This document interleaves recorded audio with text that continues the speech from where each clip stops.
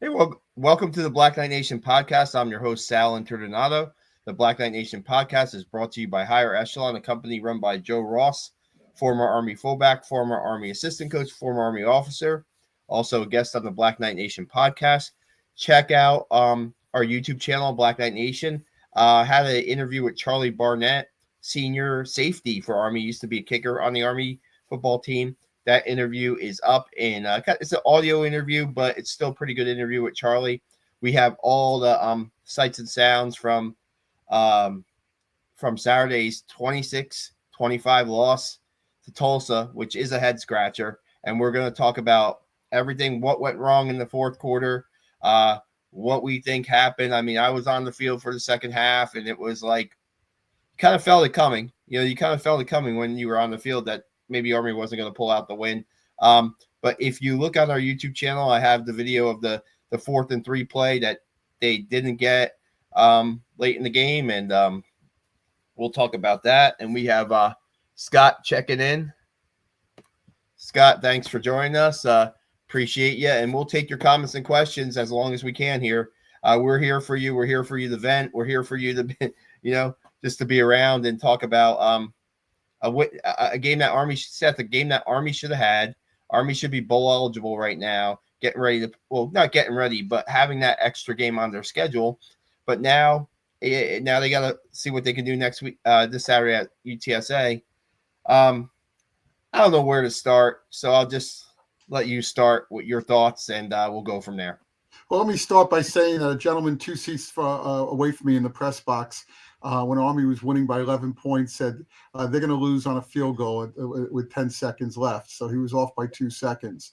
You could feel the air come out of this team early in the second half, even as they drove down the field for that last field goal. This was a different team than you saw in the first half. I've been to a lot of Army games in my life, hundreds. And this was probably the most disappointing game I've been to in all that time. I thought the team stopped playing. I'm just going to say it like it is, actually. I thought the team stopped playing in the second half. I thought the coaches, especially on offense, but also defense, they didn't put in, they did not have the right plays. I'm disappointed to see them go for fourth downs when they could have knocked them back down to the 10 or 20 yard line, or who knows what would have happened with a minute left, forcing them to drive down the whole field to get the winning score, as opposed to going just 50, 55 yards. Like I said, something is, in my opinion, something is wrong. They look tired. Let me put it that way. The team looks tired. They look tired in the second half. Honestly, the kids who came in for the press conference, God bless them for coming in and putting themselves out there. And the same for Coach Monken. He did come in there and talk to us, and I'm impressed with that, the way he handled it. But they look like they look tired, like the season's getting to them. And listen, they've lost 4 games now in the last minute or in overtime. And each one of those 4 games, they were set up to win. They could have won it. They missed a field goal and won. They had to go for a field goal instead of a game-winning touchdown from the 2 or 3 yard line. And the second one, the Tulane game, where we had the lead, and then could have forced overtime, got one more first down, and who knows what would have happened. And then, of course, this game. So I'm just going to say it. They look tired. And they were off last week. They shouldn't be physically tired. They were off last week. They had a break. But I never saw anything like it. I really did, from Army, from West Point. So that's how I'll start. Yeah, I mean, there's so many different ways we can go. There's so many I think I put, and I was gonna lead my quick thoughts about it. I should have wrote it today. I was doing a couple things, but sometimes you win by analytics, and sometimes you lose by analytics, and sometimes when you think that things could be common sense, a lot of people say, I don't blame Army for going for it on that 4th and 3 with 39 from the 39. I think there was a minute 40 left when they snapped the ball. And but Seth, the way things were going in the second half, and the way they weren't getting They struggled to get a yard or two. What makes you think you're going to pick up 3 yards on a 4th and 3 in that situation? Well, you called a pretty good play, and I guess, maybe coach said the quarterback could have went around the end. That play was slow developing. I watched it 5 or 6 times in a row last night. That play took a while, and when a Tulsa cornerback fights through a block of a offensive tackle for Army and beats that tackle to make that play and trip up Cal Helms, you're right. They were tired. They were slow. They weren't hitting on all cylinders at the end of that game. And that game turned, you know what Tulsa did? Tulsa turned that game into a fist fight in the second half. Their offensive lines and defensive lines turned that game into a fist fight in the second half. And guess what? Tulsa won by, I'm not a boxing guy, but more than a majority decision. Tulsa won on both sides of the ball. They turned it into a fist fight, and Army just couldn't. They played physical with Army, and they beat Army at its own game, technically. They beat Army at its own game, really. And when it came to that. And it's just, you feel bad for the kids because, it's senior day. But I'm not just saying the seniors. The seniors, man, it's not the greatest feeling to go off not winning your final game at Michie Stadium, right? I feel bad for the entire team because they play hard enough. I think sometimes you're right. I think sometimes whether they're not in the right positions, where they're not, the plays aren't what they're supposed to be. I don't know. I look at the second half, and I told you, 12 first down plays, 21 total yards on 12 first down plays. That includes 2 incompletions and a -2 yard run. You know what I said to Larry Pickett at the end of the game? And we're as frustrated as anybody. We're Army fans. We want to see the team win. I said I felt like running into the walls of Michie Stadium 10 straight times after the game because that's exactly what it felt Army was doing. They were just running into wall, and they tried to get outside a couple times. Obviously, that is not working. It wasn't working. Noah Short tried to get whatever he could on those outside runs. The blocking wasn't there. It wasn't there. They couldn't do anything. And, except here's the thing with the offense. They can't move the ball so much that when they shouldn't throw the ball up 8, when they're buried in their territory on the 13, they call a pass play on second down because nothing else is working. So we're going to run a play action pass, and we're going to try to throw off the defense of Tulsa, and hopefully we'll get a play of more than 10 yards for a first. We'll move the chains, right? Well, how many times have they run this kind of play? More than once during the season. Coach Monken said in Tarleton, they did the same thing. The quarterback is throwing into a double team down the field instead of taking a check down or a shorter pass. When this game started against Tulsa, Seth, 2 plays, 75 yards, touchdown for Army. Why did they slow down the offense? Why? Why didn't they keep the pace going at least in the first half? And you can say, okay, they scored 22 points in the first half. Guess what? They could have scored more. Because I don't know if me and you knew this, Seth. I thought they had to get to 30 points in this game to win. I was wrong. They had to get to 27. But I thought everybody's scoring against Tulsa, at least in conference play, right? They were 0-6 in conference play. And I don't even know what the points against and the points for were, but it wasn't close. And here you are. You want to play your grind out style football against a team that you could have moved the ball on earlier in the game. Tulsa makes the halftime adjustments. You don't. Tulsa wins the game. I'm done. I'm not done, but I'm done for now. It's just like. But where were those halftime adjustments? I mean, everybody makes adjustments at halftime. This is, rule number 1 for the half. Okay, you go in there, you see what you're doing right, what you're doing wrong, and you adjust. Army did nothing to adjust. It was the same plays. And let me say this, okay? Cal Helms, who has carried Army on his back this year, and helped us get to a 5-5 record. He didn't start the first couple of games, right? This guy was, 32 times he ran the ball. And at some point, he's going to wear down. Now, did he wear down? I don't know if he did. No one asked him that in the press conference. But you have to assume that 32 times for a quarterback, he's involved in every single play, he's going to get tired. I know he's in great shape and he gives his all, and God bless him. Okay, I get that. But you got to try different things. You can't just do Helms right and Helms left and every once in a blue moon do something else. You got to do different things. You got to try different things. Because let me tell you something. I watch Navy play, and in 3 weeks we're playing Navy, and they try different things. They do. Okay. Night And and day. they try, and they have two great quarterbacks out there. Okay, they got a kid who's a Heisman hopeful, finished 7th or 8th in the voting, I guess. Okay, and they got another kid who's coming on board who's doing almost as well. So we got a tough game. We got two tough. We'll talk about that later, but we got 2 tough games ahead of us, and you got to try something else. You can't just do Cal Helms up the middle every time. Well, Seth, how come you can come up with this new polecat offense against Air Force, for the Air Force game, and you don't have anything to throw out Tulsa in your bag once Tulsa figures you out in the second half? I don't know. Yeah, on the way up to my car, it took me double the time that it usually does, because I stopped and I talked to Army fans, one that we know very well, and another one where you're just scratching your head. And if you can't see in this game that the coaches and either the decisions that were made or the adjustments that weren't made, you could say, I asked Coach Monken, do you think analytics lost you the game? I asked him that in the press conference. He said, no, the lack of execution lost us the game, or something to that effect, right?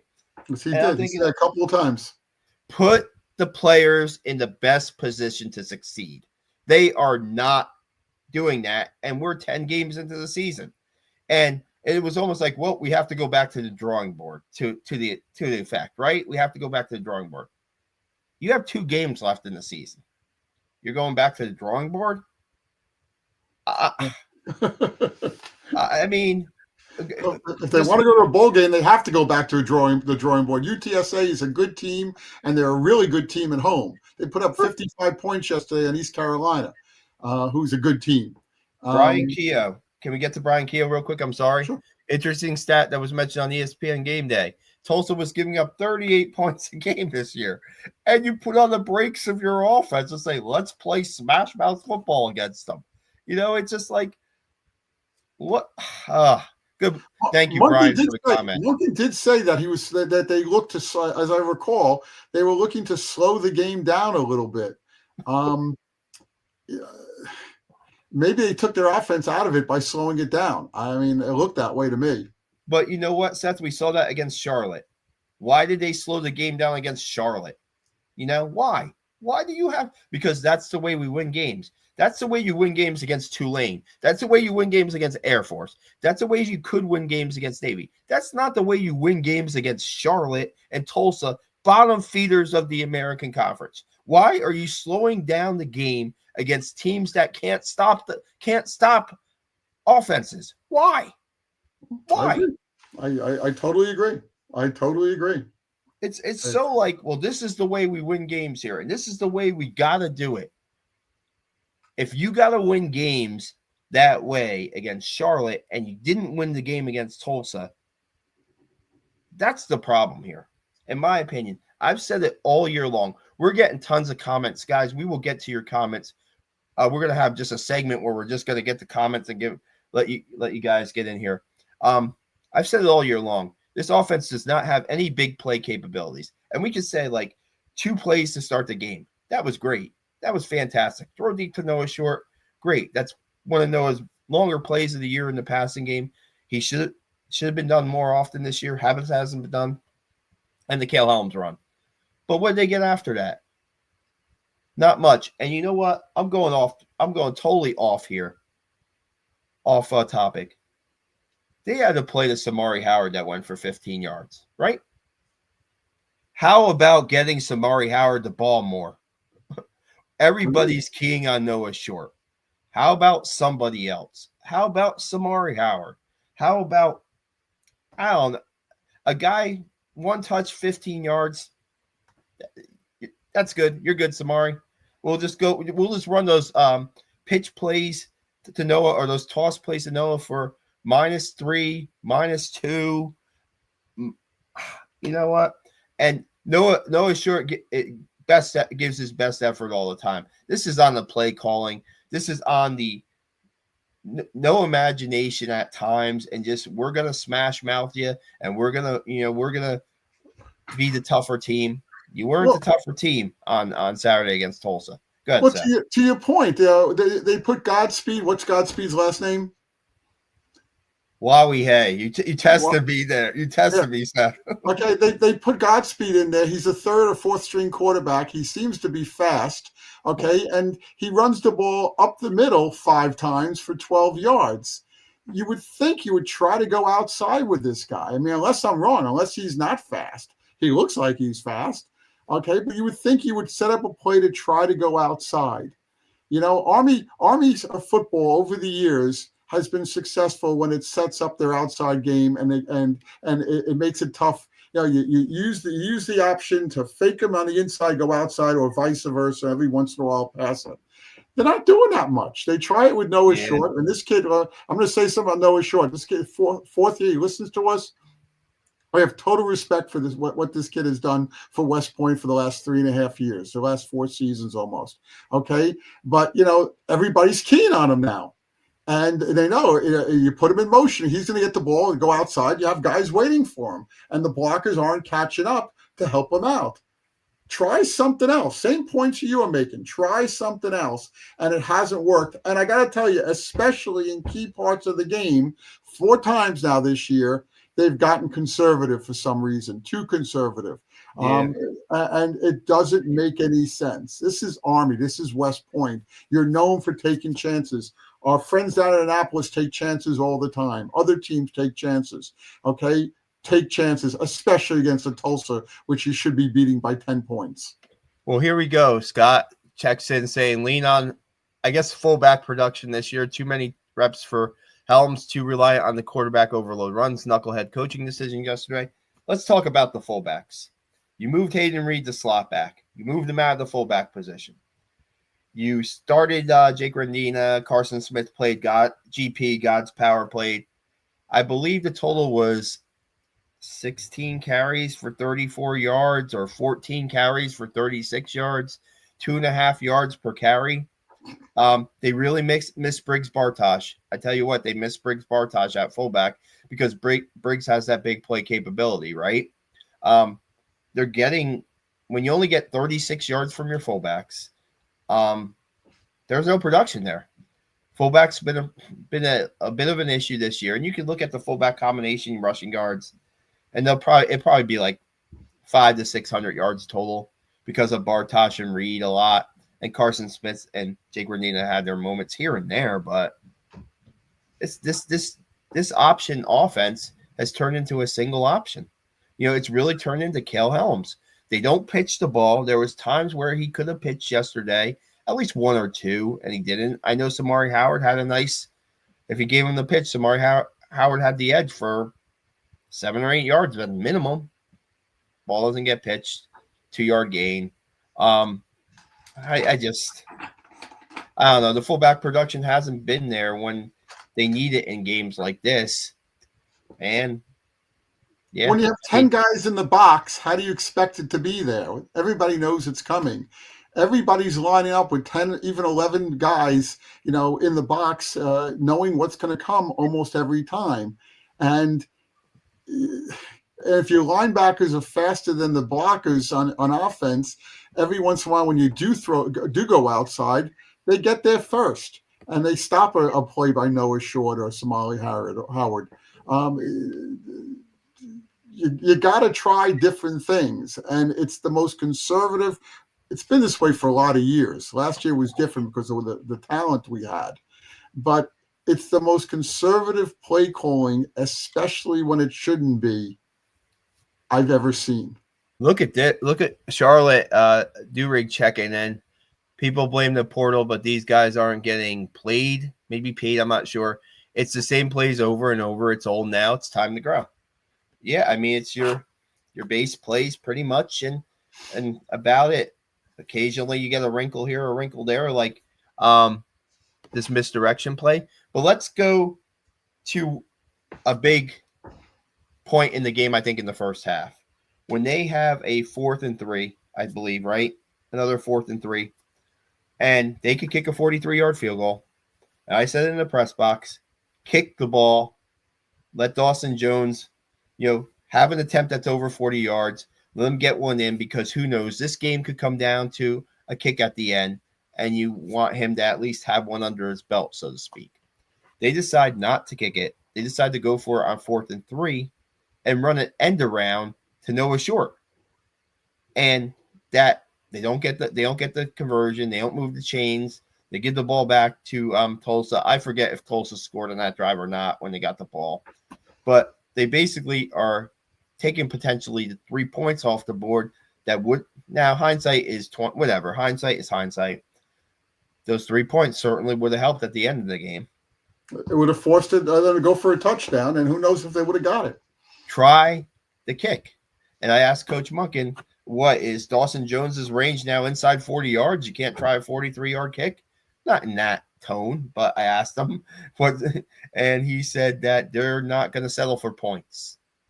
Not going to settle for 3 points, basically, right? Didn't he say that? Yes, he did. I was there. We're not going to settle for 3 points. We want to keep the drive going, use more clock, and get, score 7 instead of 3. And I'm like, Seth, I'm so sick of the analytics. I really am. I'm just so sick of them. I'm sick. I'm sick of it. You see it taking over all sports. You see the Yankees do it in baseball. You see other teams do it. I don't like it either. Munkin talked about against Tulane. He talked yesterday against Tulsa, how that if they get that first down at the end of the game's over. They run out the clock. Well, that sounds great. I get that logic. But the other logic also is if you don't get the first down, you're giving a team that needs just 3 points to win 50 yards to get a touchdown. It's 20 or 30. This kid just kicked the 48-yard field goal 5 minutes before. So you can kick it. The one field goal was blocked. And it may not have been his fault. I didn't see the film yet, but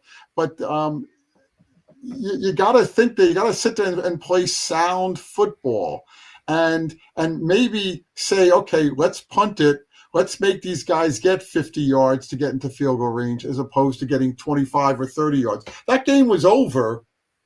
Not when they were on the 12-yard line, on the 5-yard line with 12 seconds left. That game was over with a minute left when they were on the 30-yard line, because the kid's going to kick the field goal and he's probably going to make it, and he did. Good name, Seth Morgan. I like that name. I like anybody named Seth. Well, not on Saturday, Seth. Not on Saturday. I want to mention, I was listening. I came home and I was watching the TV broadcast. Adam Brenman mentioned, he said that an option could have been to try to draw them off sides on that 4th and 3 play.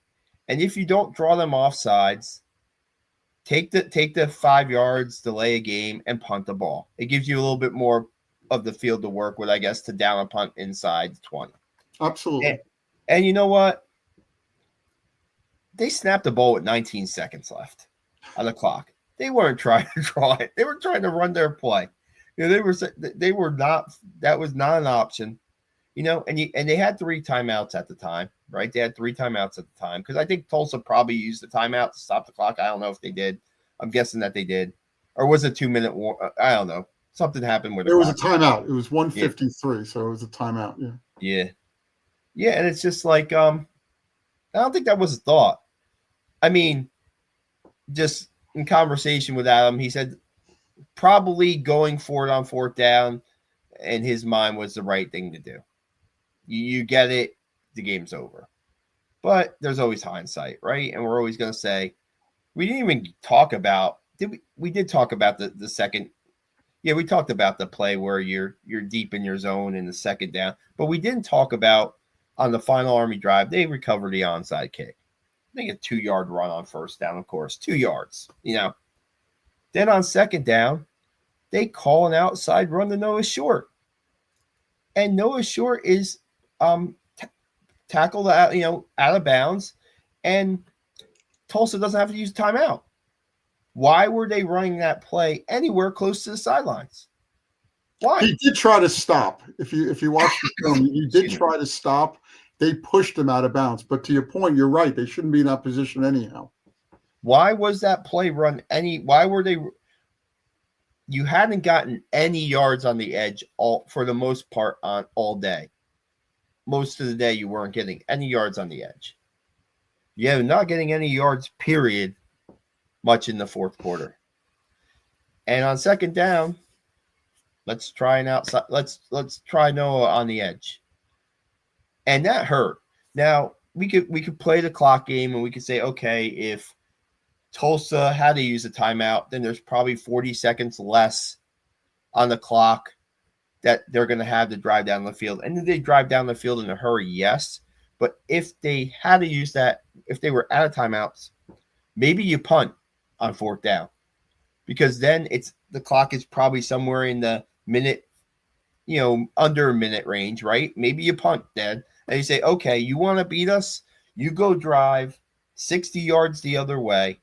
You do it in, you go do it when the 3,000, 4,000 cadets are yelling at you on that side of the field, And if you do it and you beat us, tip your cap to them. Tip your cap to Tulsa. Great job. Come back. You were the better team. Leave. But instead, you gave them a short field. You gave them the ball on the 39. And people might say, what's 20 yards? It's not that much difference. I heard a person comment on that when I posted the video of the play and should have Army punted. What's 19 yards anyway, or whatever. Yeah. I agree. I would have punted the ball. Of course, hindsight's 2020. If Noah Short stays in, they take another timeout. I believe that would have been their last timeout. They run a third down play if they don't get the first down, because things would have been different if they do some things differently. You're talking, like you said, about a minute left, and you punt the ball, and a good punt down at the 10, 15-yard line, maybe better, hopefully. And you got to go, like you said, you got to go 60, 70 yards to get into field goal range. I know he likes to go on fourth down, and when he makes it, he's a hero. And I'm like, wow, great coach, great players.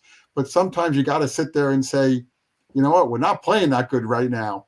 We got to get out of this game. We got to win this game. We got to go home and see what happened in the second half. And they didn't do that. You just kept the testosterone going, and like, let's go on fourth down. And it doesn't make any sense to me. Hey, I saw in the Giant game today. Okay, I think it was a Giant game. They could have kicked the field goal to up 6 points with a couple of minutes left. They went for it. They tie the game. They lose the game in overtime. That doesn't make any sense to me either. So maybe it's me as a coach. It happens in the NFL too, Seth. I was watching the Jaguars game. The Cardinals playing the Jaguars. Me being a Cardinals fan, Jaguars could have kicked a field goal to make them go up 6. Late in the game. They decided to go for it on fourth down, didn't get it on a pass. Cardinals kicked a field goal, tied the game, sent it into overtime. I mean, these things happen all the time. The analytics are, the analytics aren't 100% accurate, They're suggestions, right? It's suggestions and it's percentages, and this is what you should do. And Coach Munkin after game told us there's actually places in the analytics where it tells them this is where you should slow down the game, right? If you're up by 11 points what were they up by 11 points with 5 minutes left? I don't know. This is what you do. If that's what you do, then why did you throw a pass on second down? No, we should explain what we were told and what we saw. There were 3 receivers going out. 2 of them apparently were open. Noah Short was open short, and who was the other one? Was it Parker? Probably. Parker was open short, and Kale said in the press conference, and Munkin backed him up, that he looked off those guys and went deep to Anderson, who's double covered, and threw the ball 30 yards into double coverage. If he would have passed the ball to either one of those other guys, they would have got a first down, would have taken up another minute and a half, 2 minutes. They could have used more of the timeouts. Who knows what would have happened? But instead, he looked deep. That's, now this kid doesn't pass the ball that much. He certainly doesn't pass the ball a game. 10 times a game, maybe. I'm sorry? 10 times a game. Yeah. Oh, 10 times a game. Okay. And again, he made a mistake. He passed the ball to the wrong guy, but he shouldn't be in that situation. What the coaches should have said is look for the short guys. Don't look for the deep guy. Do not throw an interception. That's the most important thing. Do not throw the double coverage. Or don't throw the ball into double coverage. You know what? I think I have to get to this comment, and this is going to really, Seth, I'm going to go on a mini tirade here. Bear with me. Bear with me. A mini tirade if I could find this comment. I'm having some issues on here. Andrew, thanks for joining us tonight. Really appreciate it. And he says, Coach Monken says analytics way too much. And here's my thing. You've been coaching football for longer than your players have been alive. You've been a head coach. You've been coaching football for 30 plus years. This is any coach, right? And when the game's on the line, do you have to go to the book for every time? Can you go with your gut? Maybe I know there's times where Coach Monken will say, well, the book told me this, but I felt like we should do this, right? He says that on occasion. And I'm thinking, why can't you just, you've been coaching for long enough where you can get a little bit of a feel of the game and say, you know what, maybe these analytics aren't right this time. Maybe I'm going to go against the grain and then see what happens. It's just like when you have any of these coaches in college football or pro football that have 25 plus years of experience and sometimes say, well, the book says this, the book says that, the book says this. I'm like,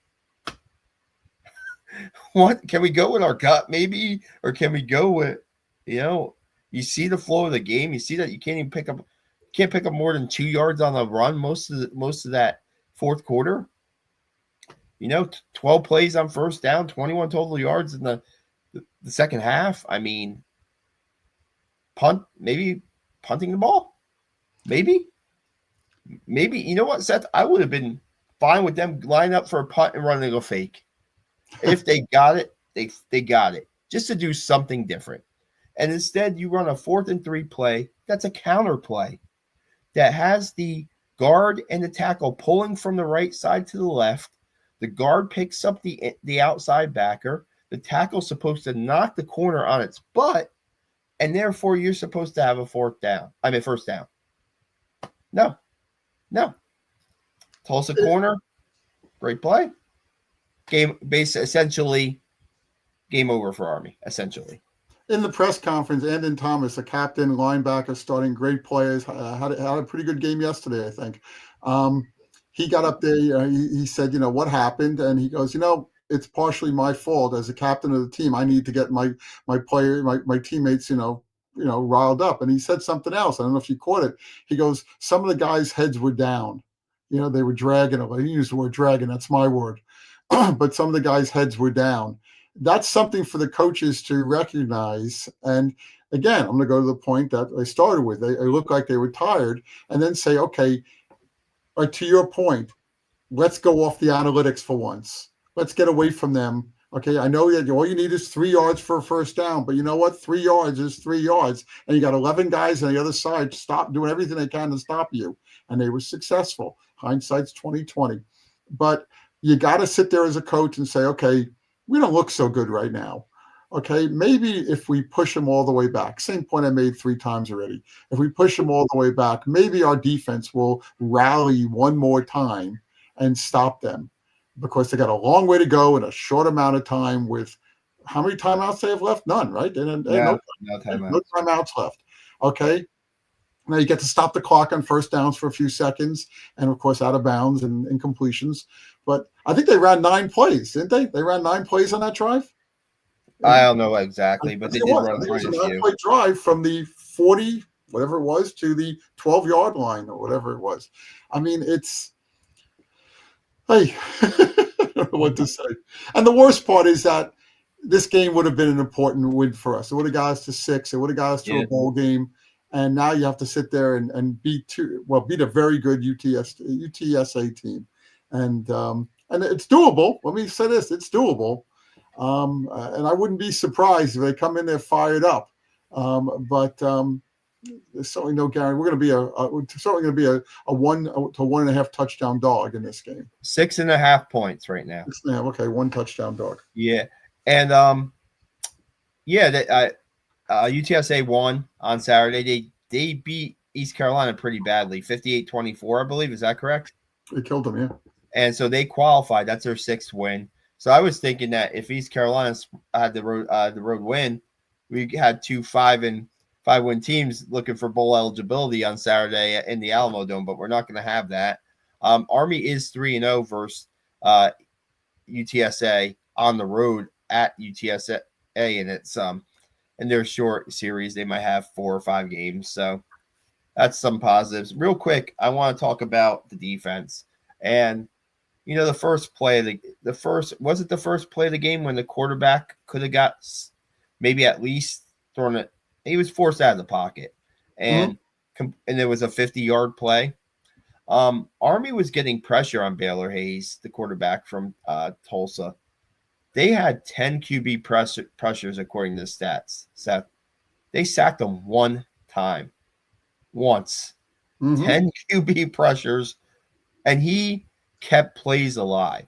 He was able to keep the plays alive, and the one time he made an incredible play on that one pass that Gavin Shields forced the fumble on.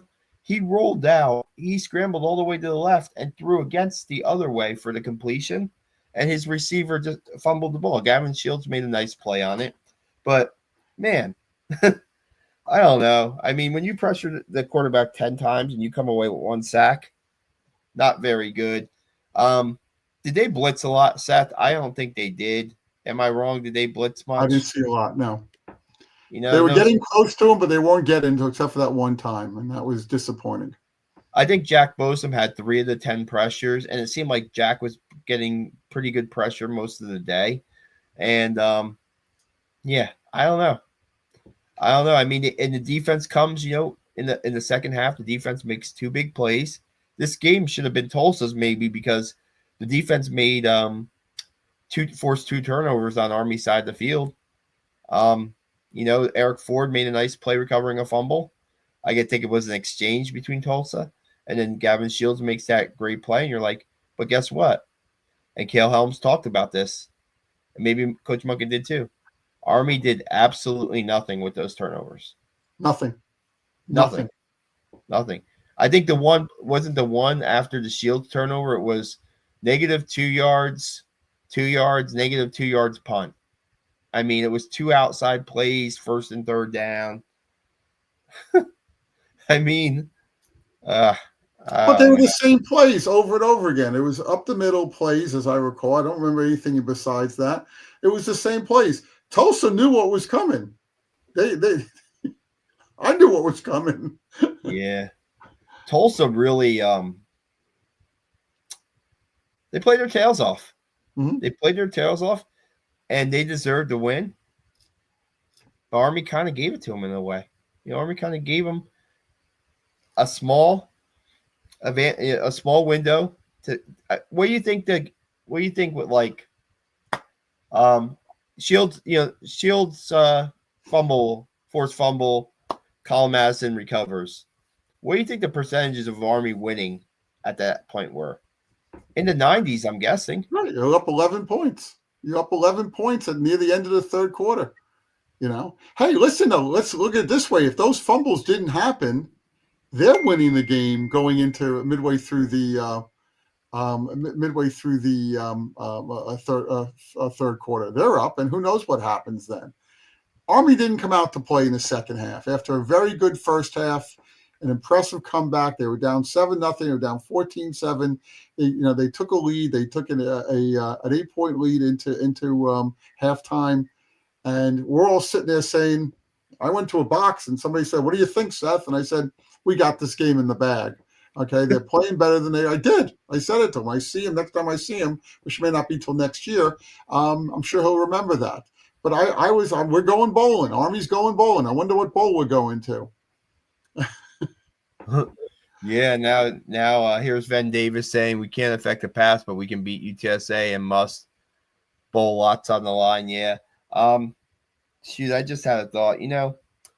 I think there's a lot of frustration for Army in the second half on offense from the players that, just going from end zone to end zone. You can see there was a ton of frustration. I almost want to say, like, not stunned, but like, what the heck are we doing? Type, looks. Like, what are we doing? What are we doing with the offense? What are we doing with these play calls? What are we doing? We're missing assignments. We can't get any drive from the offensive line.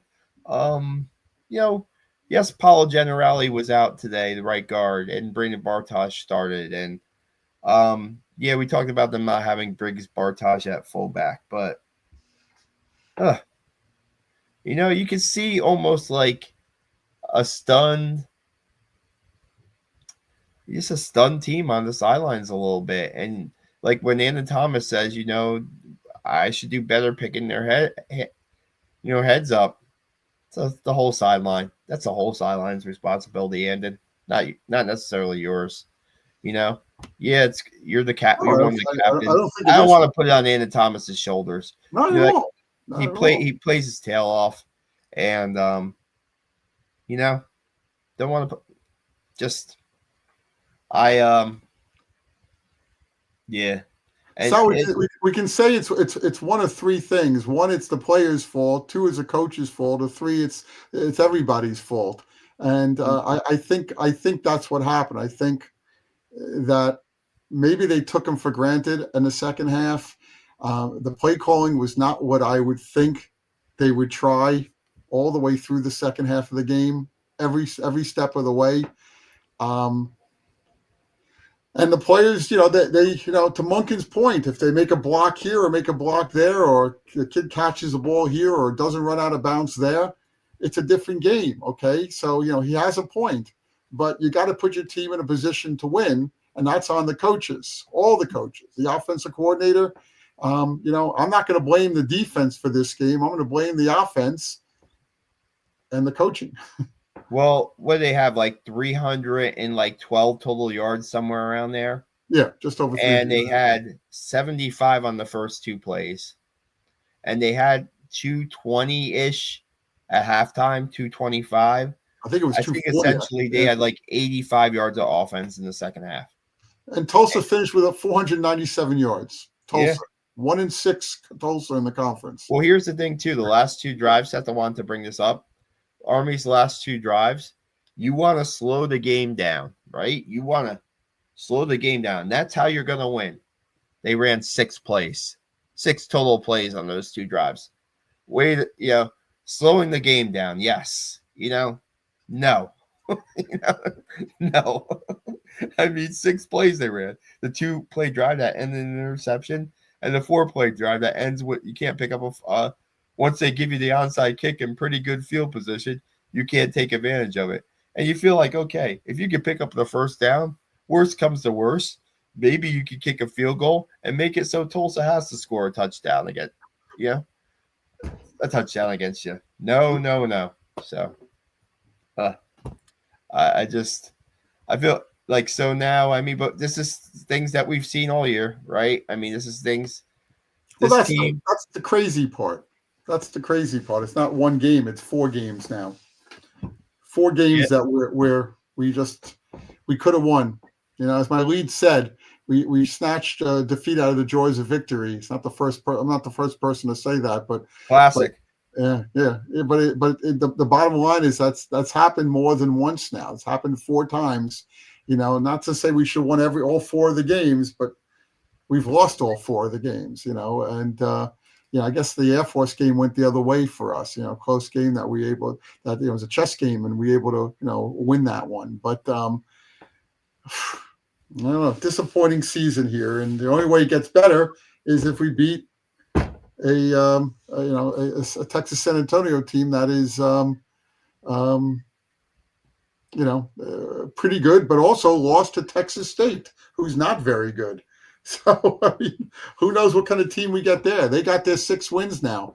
Maybe they won't show up. Who knows? Who knows? But Brian Keogh says, great point on the coach's set. Did anyone else notice that? Not once in the post-game presser. Note he wrote post-game 2 words, Seth, not hyphenated or 1 word. I fixed it this week. Did Coach Monken take any accountability for the loss? Not once. Blamed it on the lack of execution. And there are times when Coach says, hey, we all have to do better. I have to do a better job preparing the players. And I hear that the NFL coaches do that too. And, I mean, the questions were out there on Saturday, and there was more of a lack of execution. And I guess they thought they called the right plays, but they didn't execute them, and that's why they didn't win. We could have differing opinions. We could have differing opinions, so I'll leave it at that. And, this season reminds me a little 2023 now. They were 6-6 in 2023, but they finished on a high note, right? They won their last 4. But I'm like, Seth, they were 2-3 at home this year. And I'm like, it's got to be a while since Army lost 3 games at home in a season, right? Mm-hmm. Incorrect. 2023, they were 3-3. They were 3-3 at home too. And you lose your 3 games by a total of 1, 3, and 7 points. So 11 points, right? Am I right there? I did the math real quick. Mm-hmm. Lost by 3 to Tarleton, lost by 7 to North Texas, lost by 1 to Tulsa. All 3 games could have been won. All 3 games were losses. And that's why you're 500. You're 5-5. Didn't we play Boston College in 23 at home? That Thomas Castellanos guy. Yeah, but didn't that game come down to the end and something happened? I don't recall. There wasn't something strange there too?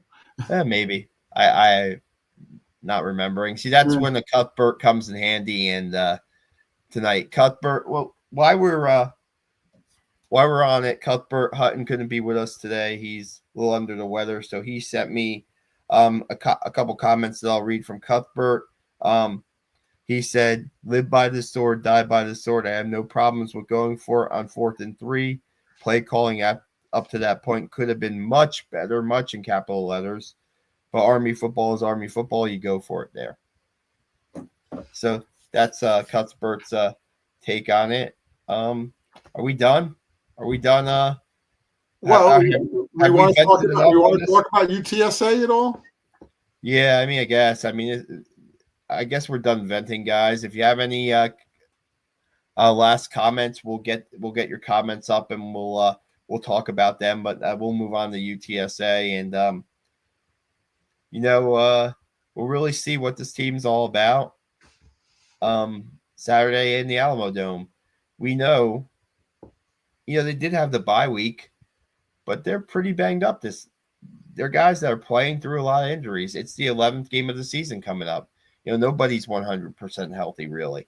And when you have a quarterback that runs the ball between 30 to 40 times a game, and you have, offensive linemen who are playing, if you're grinding clocks out, playing through 18 play drives and, playing in upwards of 65 plays a game at times. And, this was the first game that the offensive line the starting 5 did not start, right? The same starting 5 was the first 9 games of the season.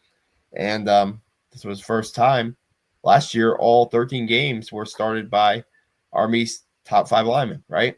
So it's it's catching up, and Cody Harris Miller's playing through injuries, Hayden Reed's playing through injuries. Hopefully they can get Briggs Bartosh back.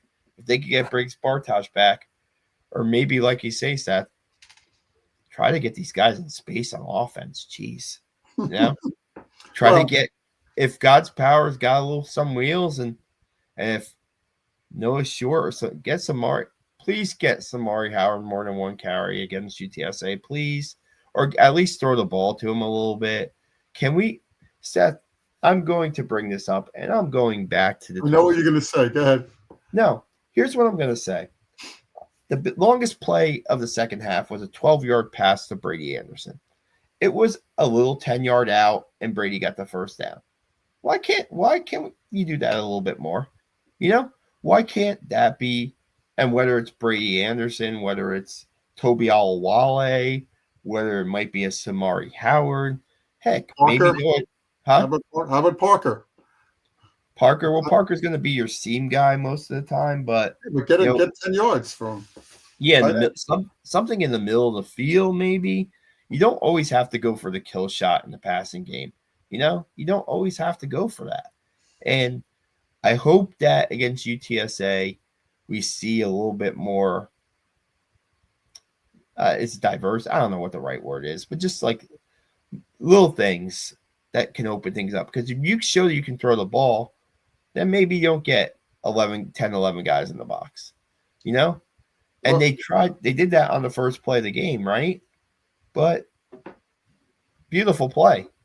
And Coach Munkin will say, well, we missed Parko Poloski on I guess it was a seam route. And then we had guys open on the interception and this and that. If you throw a little bit more underneath and you throw a little bit more of the short passes and they're a little bit bigger part of your offense, then maybe when you call that play next time, hopefully you're calling it next year. Hopefully we don't see it against UTSA or Navy, because we've seen 2 interceptions from that play where they go to the double team guy instead of the open guys. But then maybe you'll say, hey, let me go to my check down. Let me go to my second or third receiver. I don't know. So maybe we'll see a little bit more. I'm going to say this. I'm going to be probably wrong. Army needs to throw for more than 100 yards against UTSA if they want to beat UTSA. Because, Seth, I thought they would rush for between 300 and 400 yards against Tulsa. They end up with 240 against a really bad Tulsa defense. So I think they're going to have to throw the ball to win and have some success. I need to see a passing touchdown in this game, or I need to see more than 100 yards in this game for Army to win the game. Well, looking at UTSA's schedule here. They're 6-5 with the Army games left. This is an inconsistent team. They played Texas A&M, who was pretty good, pretty tight. They lost by 18. They lost to Temple. They got clobbered by North Texas and clobbered by South Florida, but yet they knocked off Tulane and of course East Carolina and a couple of the weaker teams. And Rice, they beat 61-13.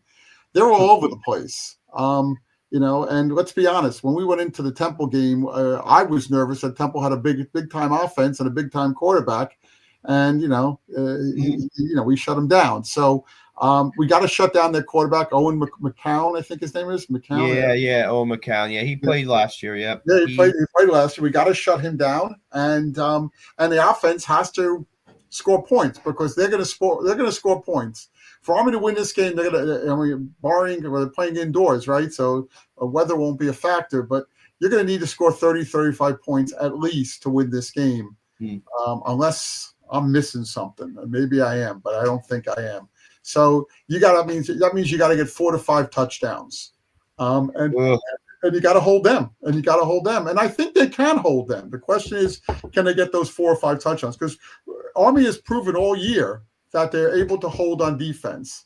It's the offense that we're not getting enough points from.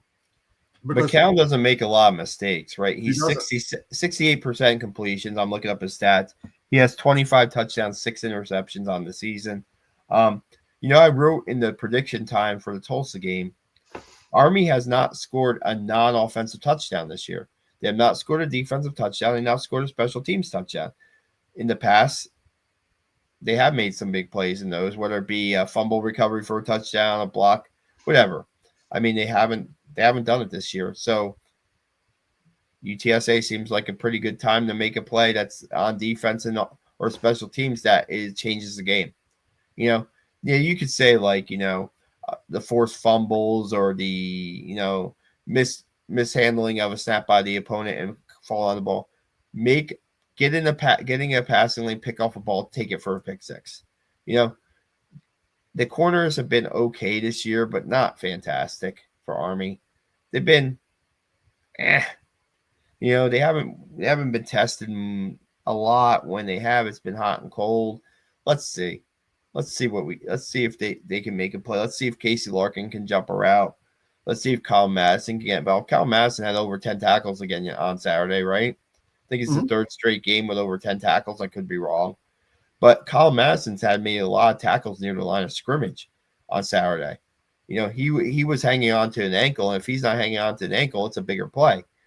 So gotta make big plays on defense, strip sacks, something like that. Get pressure on McCown. This team finds inexplicable.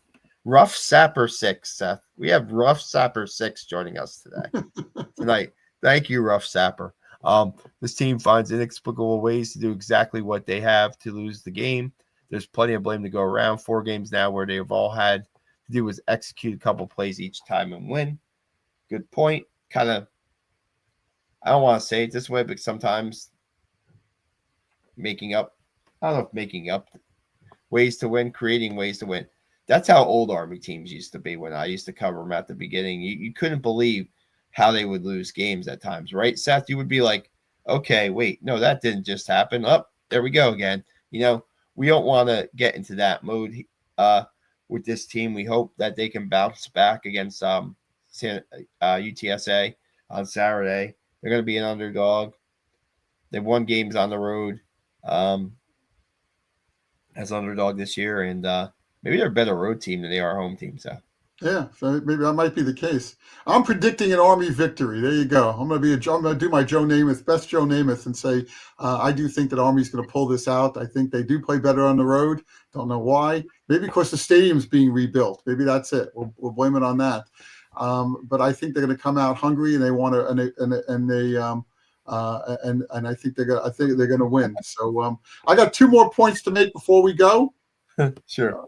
Okay, one is Navy's playing Memphis on Thursday night, Thanksgiving. A very big game for both teams to decide probably who gets into the American title game, and it's a big game for Navy. They have 1 loss in league, and they have 2 losses, of course, losing to Notre Dame, their annual loss to Notre Dame. The other thing is a little bit sad, but I'd like to mention this. The American Conference had their director of public relations, Chuck Sullivan, who I got to know very well in the 2.5 years I've been involved with him after Army announced they were coming into the league.